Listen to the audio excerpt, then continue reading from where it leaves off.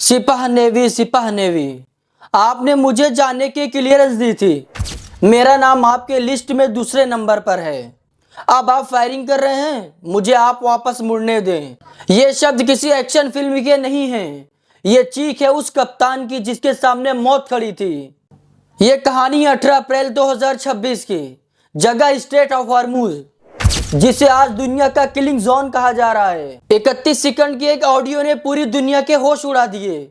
आज की इस वीडियो में हम तफसील से आप लोगों को सारी चीजें बताने वाले हैं। आज की इस वीडियो में हम आप लोगों को बताने वाले हैं कि जब भारत का एक विशाल तेल टैंकर समंदर की लहरों पर अपनी जान की भीख मांग रहा था।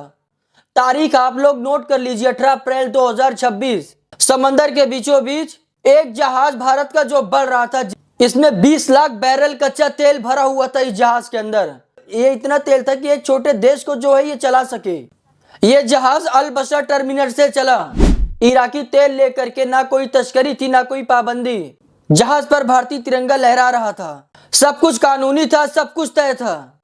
लेकिन 2026 की जियो पॉलिटिक्स में कानून और कागजों की कीमत गोलियों से कम हो चुकी है। दुनिया के नक्शे पर इस जगह को देखिए। स्टेट ऑफ हॉर्मुज सिर्फ 33 किलोमीटर ये चौड़ा रास्ता। दुनिया का 20 से ज्यादा प्रतिशत तेल यहीं से गुजरता है। लेकिन आज यहाँ पर ईरान की पकड़ है। यहाँ पर ईरान की आईआरजीसी ने पूरी तरीके से अपना कब्जा जमाए रखा है। ईरान, अमेरिका और इजराइल के बीच में ये जो युद्ध चल रहा है, इस युद्ध का खामियाजा पूरी दुनिया भुगत रही है। आज पूरी दुनिया की अर्थव्यवस्था पूरी तरीके से तबाह हो गई है। अगर ऐसा ही चलता रहा, ये जंग ना रुकी, तो आने वाले वक्त में बहुत ही भयानक परिणाम भुगतने होंगे। आईआरजीसी ने एक नियम बनाया है, क्लियरेंस लिस्ट। जिसका नाम लिस्ट में होगा वही वहां से निकलेगा। और ये जो जहाज था ये उस लिस्ट में दूसरे नंबर पर था। और इस जहाज के साथ में भारत का पूरा काफिला था जहाजों का।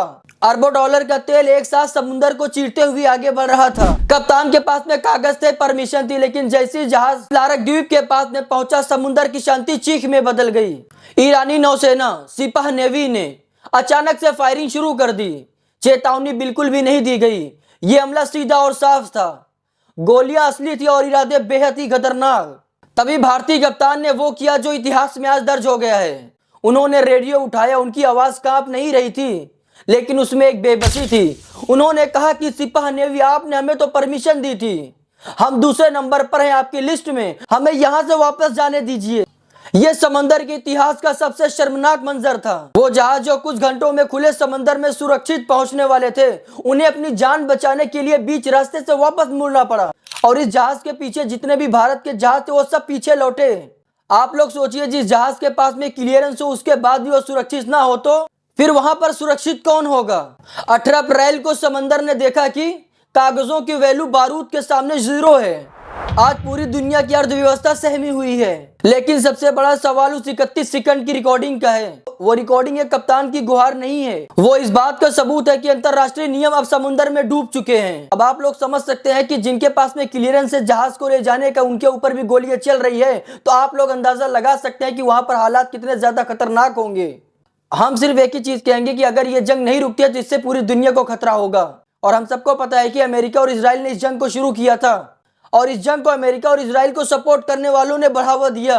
और ये जो ईरान आज लड़ाई लड़ रहा है, वो अपनी इज्जत और अपने मुल्क के लिए लड़ रहा है। इसलिए हम अपना समर्थन ईरान को देते हैं, खुलेआम देते हैं, सरेआम देते हैं। जितने भाई नए हैं वो इस चैनल को सब्सक्राइब कर लें। यहाँ पर आपको हर नए खबर से अपडेट किया जाएगा इंशाअल्लाह।